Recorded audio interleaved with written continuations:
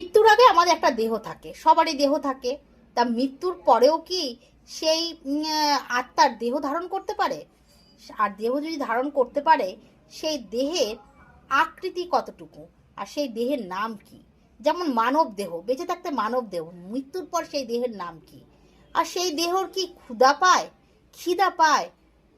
এই সব কিছুই কিন্তু থাকবে। আর কতদিন বাদে সেই দেহের খিদা তৃষ্ণা আসে, সবই এই ভিডিওতে থাকবে, মনোযোগ সহকারে শুনবে। দেখো, মৃত্যুর পরে আমাদের যে দেহ আমরা পাই, সেই দেহের নাম হলো বায়বীয় দেহ। আর সেই দেহের আকৃতি, এই দেখো, একটা বুড়ো আঙুল যেরকম সাইজের হয়, সেরকম সাইজের তার দেহটা হয়। এবং সেই দেহ যখন সে নেয় মৃত্যুর পরে বায়বীয় দেহ, তখন কিন্তু তার খিদা তৃষ্ণা থাকে না। কেন? সে একটা হাওয়ার মতন, মানে হাওয়া ওইটুক আকারে হয়।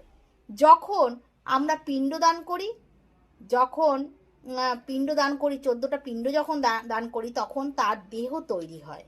তখন তার ক্ষুধা তৃষ্ণা আসে। তখন কি খায় জানো? এই যে আমরা তিল তর্পণ করি পিতৃপুরুষের উদ্দেশ্যে, বা জল দান করি, সেই জিনিসই কিন্তু তারা খায়। আর এই খাওয়াটা খায় বছর বছর। দেখবে, পিতৃ তর্পণ করতে আমরা যাই মহালয়ার দিন, সেদিনকে কিন্তু সেই পিতৃপুরুষরা নেমে আসে সেই দেয়া যে পিণ্ড তোমরা যে দিচ্ছ, তিল তর্পণ করছো, সেইটা পেতে।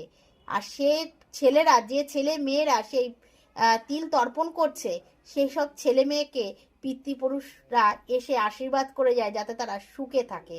তাই জন্য বছরান্তে তোমরা চেষ্টা করবে পিতৃপুরুষের উদ্দেশ্যে এই ধরনের জলদান তিলদান করার জন্য।